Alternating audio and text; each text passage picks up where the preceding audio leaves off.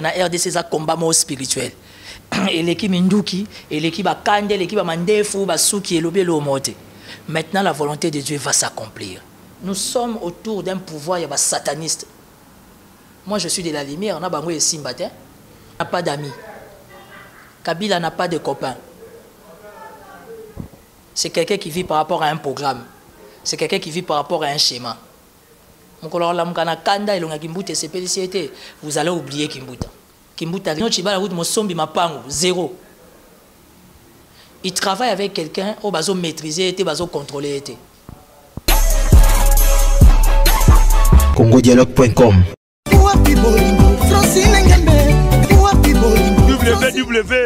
www.congomasolo CongoSolola.com Kitoko Bobby Ronaldinho le King is back. Bolandaka mingi Congo Dialogue Francine Ngembe mission www.congodialogue Mama Sikadi c'était ça la kala mais makasa nde ya sika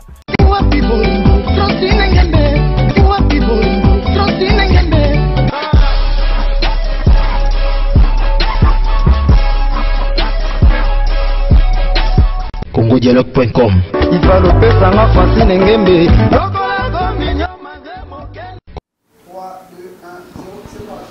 Un grand merci, fidèles chers internautes, vous avez branché à Rolanda, Niamakor, partout dans le monde, vous avez Libanda, Nabike, vous avez bêté Mabakou fort, vous avez la Niamakor, visibilité, tout le monde a besoin de Kanakin, actualité mise en Akin.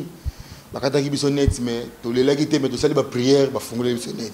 La maram déjà, bah donner maram bandi boelelo, vitesse c'est mabi, yako loka, peya gindoki. La boka c'est maman Francine Ngembe, il y a ça bah démarche, maram toujours qui n'est kitoko, des besoins mona, boulot tout ça la maman là, mona Moustapha Malembe toujours image. Personne azawana nabino et visibilité qui toque filtrage lengi Moustapha Malembe. Aux en attendant on appelle ce bonjour, aux en appelle on appelle ce bonsoir. Un grand merci à Willy Mouchen, une véritable code d'amboka. Nazana moi n'amboka Timothée les noirs. Oh oui bon mais ça n'a trop ming na miki bosa la rané souvent trop. Après c'est la rabino boyo kapé bon nimara surtout pas combattre bolé fort. Bolé ngake makasi bana poto ba diaspora to bolé makasi nazana vraiment de l'eau to sur la masolo au Italie mboka makamboleka qui le 31 ndengi esalaki. Moi n'amboka Timothée les noirs bonjour. Bonjour Ndeko, c'est pour l'invitation. Ouais. Je commencerai d'abord à présenter mes meilleurs vœux. Oui, merci, meilleurs vœux. Talaragaga, aux hommes tabato, mais au boulenga. Ça veut dire que les Nidango Yango là. Dans mon petit frère, mon Moustapha obligé. Donc ça linga bien. Voilà, je suis là, meilleurs vœux Nabata Poto, Nabata Diaspora. On est ensemble, bon, on va résister kaka. Donc, baba ngana bangote attaque te commis na gare centrale ba kuta résistance et comme na magasin te na kitamo magasin te pour résistance c'est ma case. Donc mboula sika, bonne année à tout le monde, on est là. Malgré ce qu'il y a eu, mais Dieu nous garde, c'est le plus important. Ouais, merci mon amboka Timothée le noir boki ninga PC mais Timothée le noir. Le 31 décembre ezalaki mbelinga ezalaki prévu bata catholique faut passer la marche batambola ndenge c'est le programme mboka bachaki. Mais la marche on a tout monde qui ba opposante ba o bazo chapa makele faut ça la tout monde ka ba mère catholique na ba sango na ba diacre batambola ki mais bino bomona niti. Non, d'abord, merci pour ta question. Nalingi a apporté précision mon abata diaspora. L'Église catholique était très claire. Ouais. Ça veut dire, pardon, il y aura marche pacifique yaba chrétien. C'est l'Église catholique qui a demandé aux politiciens opposants d'apparaître. Ceux qui vont apparaître, il y a comme fidèle normal. Parce que c'était l'engagement total de l'Église catholique. L'Église catholique pour faire pression, pour faire face au combat frontal. La majorité, on a besoin d'opposition. C'est la première église d'abord en Congo. Les locaux ont le protestantisme, les kimbangistes, les musulmans que je respecte beaucoup. Mais, on a l'église catholique. Principe, il y a l'église catholique sous la conduite du cardinal Mosengo. Et ça, que ceux qui beaucoup y a ma bonne délibérée. Mais marche, ils ont purement il y a des chrétiens catholiques. Et les politiciens qui sont venus à la marche sont considérés, entre parenthèses, comme des chrétiens catholiques. Mais, si c'est fait qu'il y a une synergie entre la classe politique opposition et les catholiques, mais ça c'était vraiment une marche purement catholique, on va confondre les opposants pour pouvoir Félix Abimari. Ça m'a étonné. Félix, non, mais c'est ça les combats. C'est ça la majorité présidentielle Nabiso. Félix Nani Babimaki, comment on appelle Martin Fayoul Babimaki, Vital Kamere Bakangaki na Bandal, ba menacé, ba climogène, ça c'est bêti. Maman moro na Bandal plus de 60 ans, elle est grièvement blessée. Na évité na âge nendenga zoki na lokolo soko otambo alususu. Biso ba mzuto kasa ba yebi bisote, oge ba yebi. À partir à quoi anda ko ngobi ma déjà zonga. Non, on va na parler de la soso na yo. Basale le mo frites. Tout ngani. Zo mela mo fe na yo. Tout ngani. Zo bango avant linga display ni zo display za cash. Ko linga display ça mais to ko ça rappel politique ngwe longi mabete. Politicien faut zapper moi boga. Politicien faut payer moi aspect. Te lote. Oh, oye za loge asika. Eza loge asika. Grand porte nan. Ndenan. Na évité son ngano to yebi o ngala yebi. Ngala yebi ke grand prêtre Zanzambe. Ah banque salade. Banque salade ba 100 000 $. Aux gens veulent pas 100 000 $ pour changer les côtés. Politique pour moi. Les ambons en République. Tes politiques eza passe pour nos soi-disant opposants. Aujourd'hui si nous sommes en train de vivre l'autre vivre parce que ba opposants bazate, olinga ko ya benga kabila virus. Les lazab. Les qui olinga ko et mero kunj. Ministre ya petentik. Ti ba bloquer internet na SMS ayebaki ko tuté. Et pourtant, ça a vibré dans le Parlement opposant. À comme un ministre, Kazak et Koti via Tchénassé. Tu sais, quand il y a des combats dans la Bible, il y a un prophète Abal. Hein? Oui, que nous sauté Bakendara. Hein? Élie pensait qu'il était seul. Quand Félix pense qu'il est seul, quand Fayoul pense qu'il est seul, quand Moïse Katoumi prétend penser qu'il est seul, quand Timothée Lenoir pense qu'il est seul, mais je te dis qu'il y aura une belle surprise. Surprise, c'est que pays n'amboka. Mikoleza a raconté. Likameza. Mais ce pire, après on a calculatrice, on a vraiment. On a dit Timothée Lenoir, moi n'amboka na calculatrice. Tu es bien, tu as calculé Mikola, on n'est nini. On a calculé, on a calculé le jour on est. Tu as calculé parce que ça va calculer mon spirituel. Mouto azami soumi bala au monate. Mais moi j'ai le mystère de 7 étoiles sur ma tête. Naza moi na voyant. Raphaël Mingakwete. Première fois dans les canasites nayo na sungayo. Vierge Marie Abima na Lourdes en France. Vierge Marie Abima na Fatima na Portugal. Vierge Marie Abima na Kibeo na Rwanda. Vierge Marie Abima na Kinshasa Nyasuka na Congo Kinshasa 29 ans aujourd'hui. Et pas Raphaël Mingakwete. Nzete et Kauka, est-ce que Nzete bimara 3 jours et ça là tremblement de terre, histoire de Ebani et Kauka. Je suis le porte-parole du voyant Raphaël Mingakwete. Ceux qui n'ont pas besoin de part n'angate, n'a le barana part ya voyant, n'a benga bango tina ba télé 50 partout. Maloba onga na zoloba, muto aza mutakala ko comprendre te. Mais muto aza miso ko fongama, il sait de quoi je parle. Tout nangani. Tu t'imagines un site marial, Nzete et Kauka, cardinal à Osambela wana. Yebisanga soki voyant na ngaza aventurier, cardinal, ou azo constituer force autour du pape. À quoi Osambela wana? Jamais. Tu comprends? Dans le message Timothée Lenoir, oh nyo soye le kalelo, j'ai dit ça en 2015. Barchive ça. Lelo bazo pe sa raison. Combat toujours vivre na RDC ça combat mo spirituel. Et l'équipe Minduki, et l'équipe Akande, l'équipe Mandefu, Basuki et Lobelo Mote. Maintenant, la volonté de Dieu va s'accomplir. Et c'est maintenant. Tito la nayo, calculatrice yango to bando compter ba jour. Obenganga, ogolukanga, mogozwanga te. Pona okota wele. Na okota wele ya kachote, na okota wele ya robatama. Parce que obanga pe cachote. Na kota ba cachote. Et ça vient moi mobalite. Quand tu fais la politique, il faut s'attendre à des choses. Cachona liwa. Oh bino bo salara. Bakanga combien de fois? Ya onde mutepeki ça oh ça musala nao. Nous sommes autour d'un pouvoir sataniste. Moi, je suis de la lumière. On a bango et simbatin. Mais quand la peine qui m'boute dans la télé, on a le bac qui moi, on a beaucoup de troubles. On a la trouble. Autant influencer la population, ça la trouble. Ça, on est aux alamabé. André Kimbuta, gouverneur, a un message à la Saki. Au moins, André Kimbuta, Bani Bahamiki, ma casse. Hein? Atala âge naïe, na santé naïe, na avenir à Bana. Kabila n'a pas d'amis. Kabila n'a pas de copains. C'est quelqu'un qui vit par rapport à un programme. C'est quelqu'un qui vit par rapport à un schéma. vous allez oublier Kimbuta. Kimbuta représente rien autour du chef de l'État. Mova représente rien. Aubin, zéro.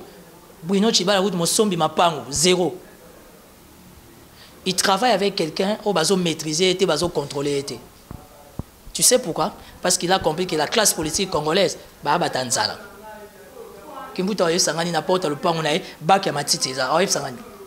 Est-ce que Kimbuta za modèle? Na lo ba soma ngamba Kimbuta te débat ese matin à niveau. Ba poubelle était niveau la Kinshasa Molunga. Et ça schéma spirituel.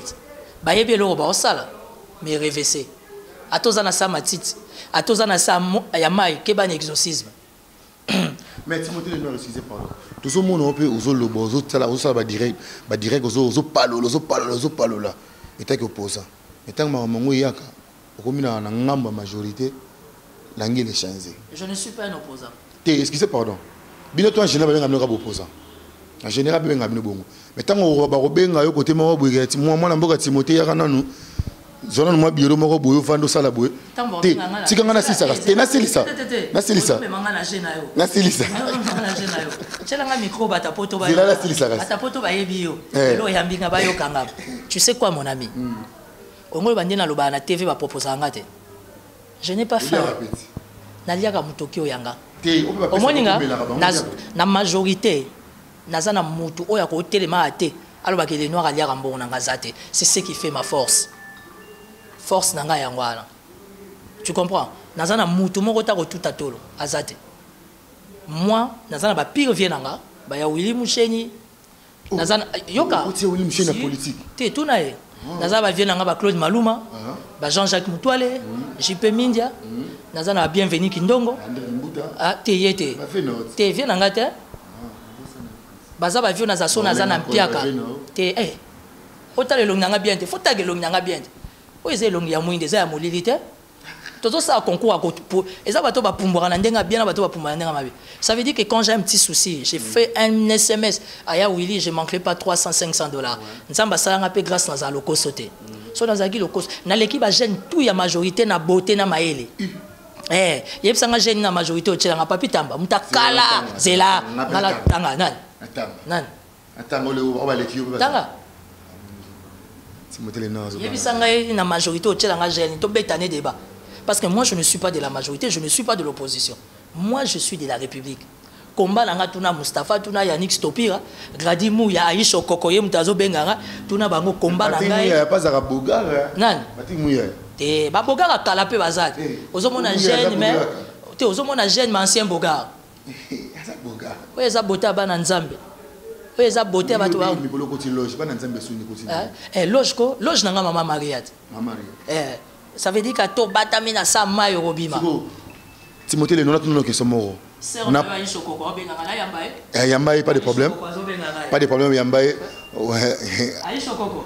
Il sait aux en direct na Nyamakor en émission. Oui, naza en direct. Na Nyamakor. Na Nyamakor. En émission.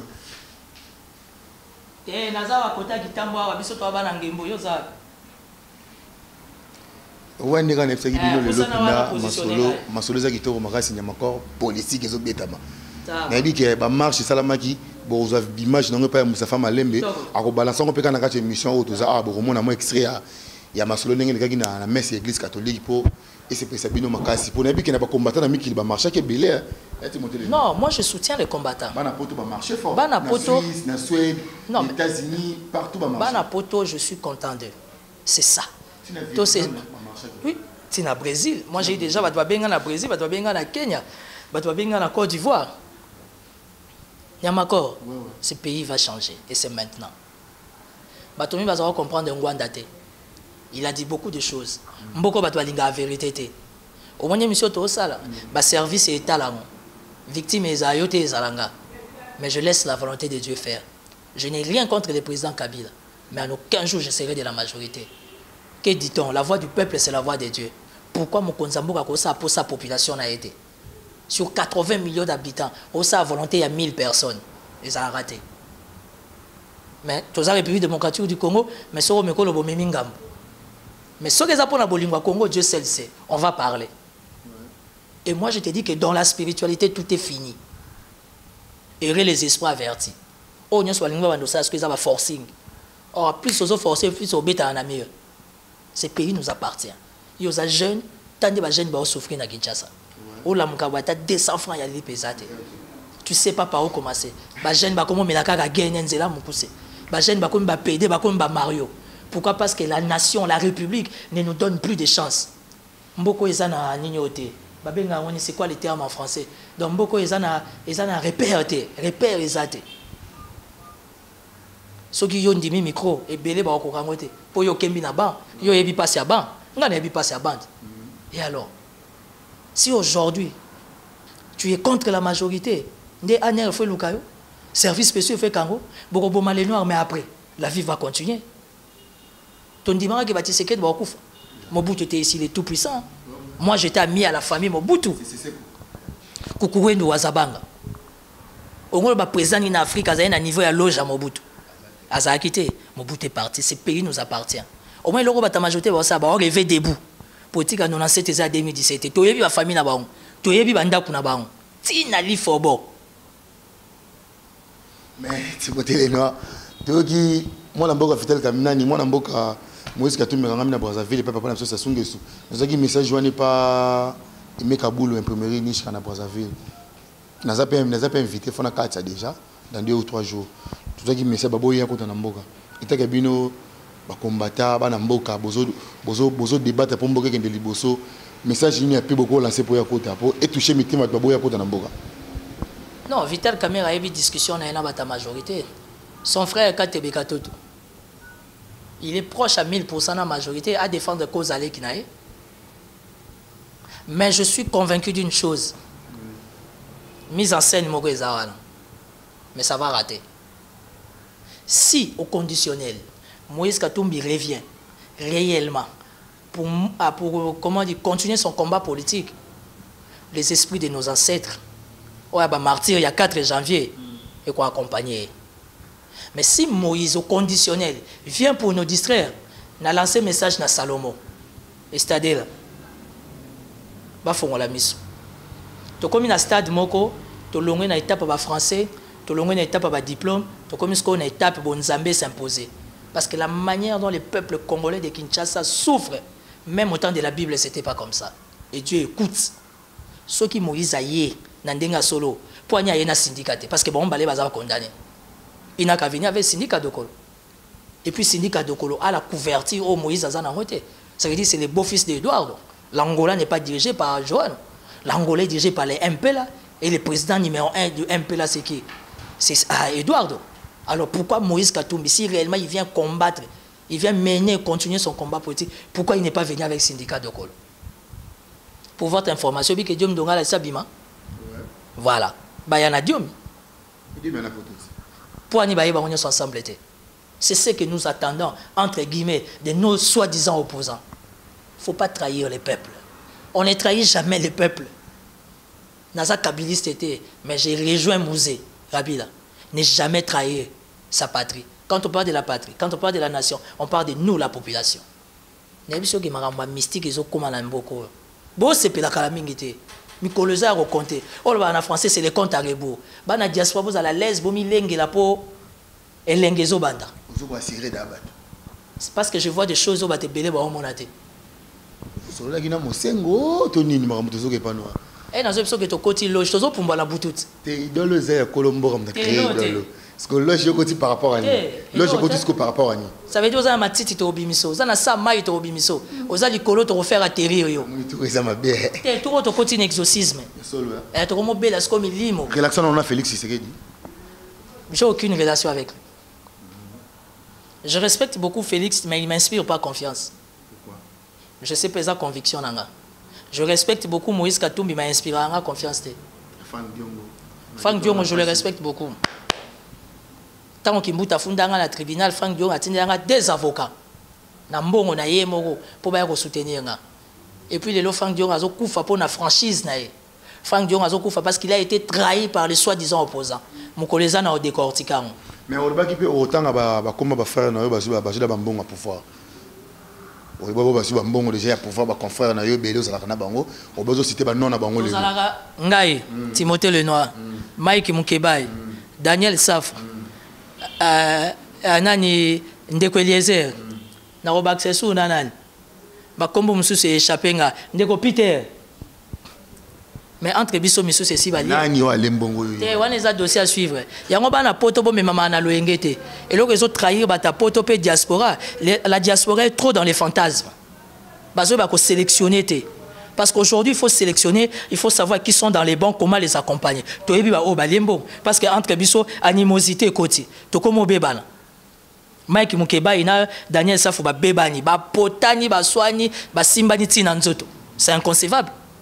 Pourquoi Mike Mukeba habite Daniel a koki ko s'attaquer na vitalité caméra oh muta ça ko s'attaquer na vitalité caméra avec Mike lelo Daniel commence à analyser les faits par rapport il y a inconstance politique il y a caméra et Mike alingité ndeko Eliezer côté naé quand on lui pose la question boni les noirs oh wana za petit na ngai nazo comprendre en côté tika comme ndeti misiki boy elengi nango yango wana au moins ce qu'on a kate elengi ande tozo pota ça rappelle elengi ya nyama ya biso danger te to finga na raté nous on est des intellos.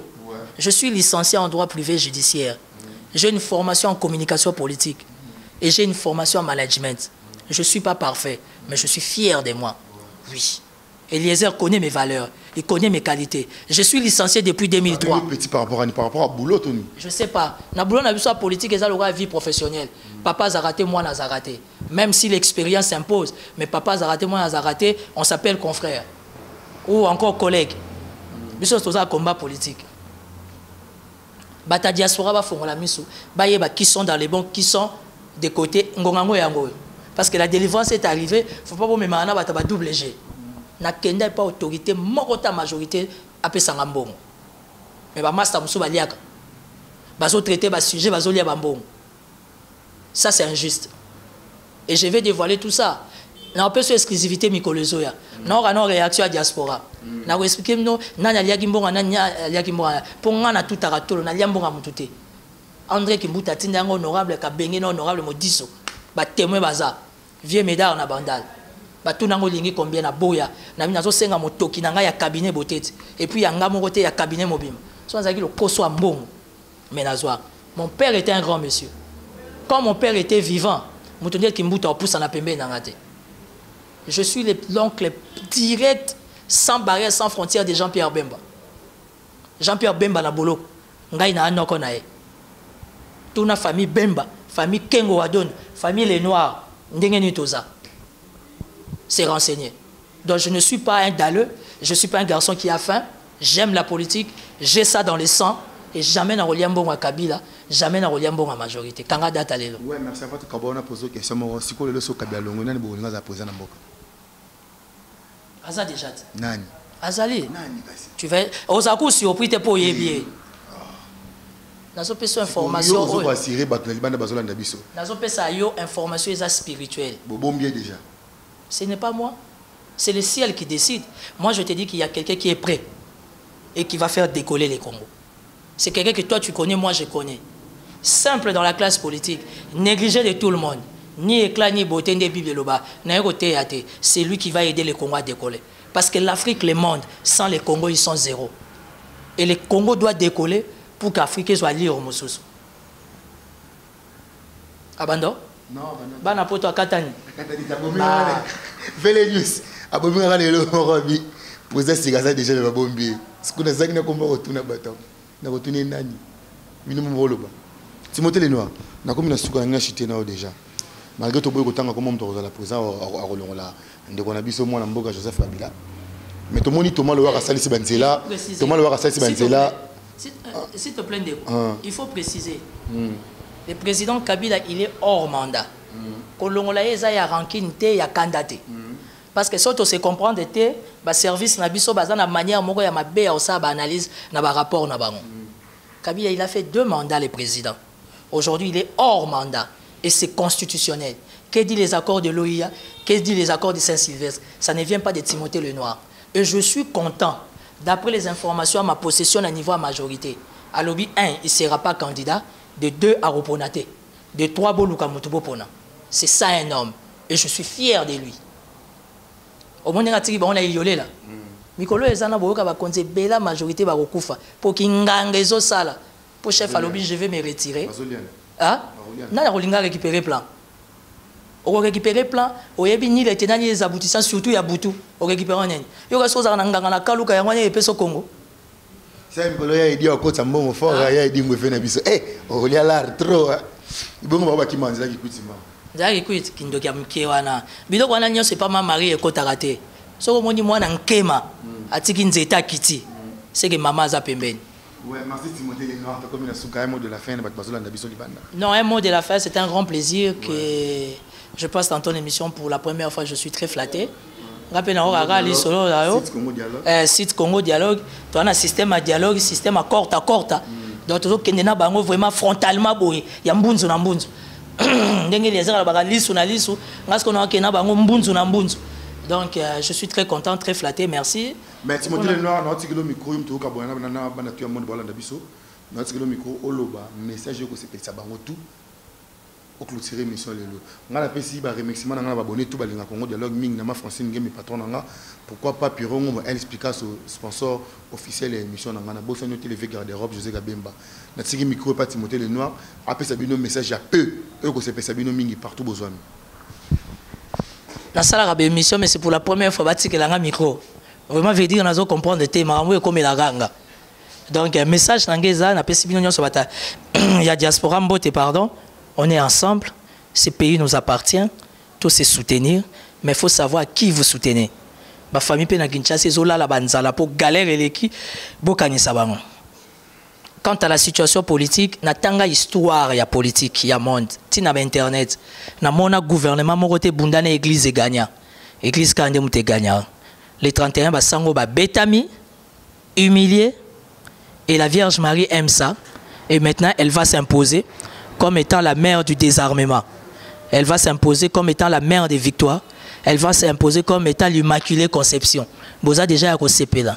Bato babomi mboko eza ba pasteur, ba suka na ba tintin, kolinga basa bat ko kabola mabala bato. Na suki wana ba meilleur vœu. Na pesi mbote na WW Dialogue, Congo Dialogue. Maman Francine Ngema na zolela ngalela na ngakaka. Nazolela yo na Belgique, sangisa nga maman nyonso à Belgique, lukela nga maman Tabu Fatou, maman Diane Mbembe, lukela nga bango nyonso. Na olela no mabe ba maman ya Belgique, ya Willy Moucheni, Timothée Lenoir azozela. JP Mindia tozaka no ta humoro vie, au prometa ki valise na zozela. Na longue na politique na comme na mabanga. Bebse nga malela de Londres ozaka na la. Na mona ngote. Club Boa César nga di me respect kulutu. Ça veut dire vraiment que non, bienvenue Kindongo, Dario Kindongo.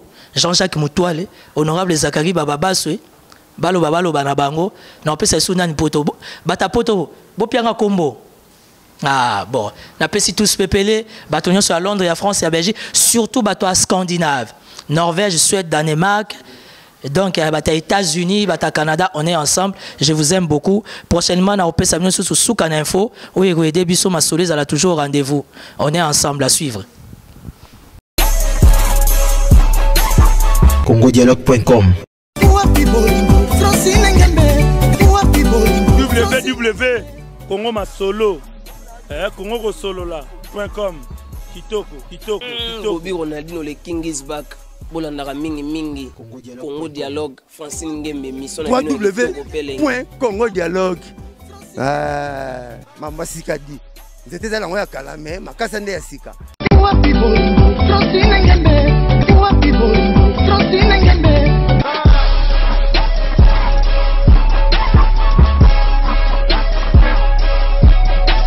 congodialogue.com Il va le faire, ça m'a fasciné.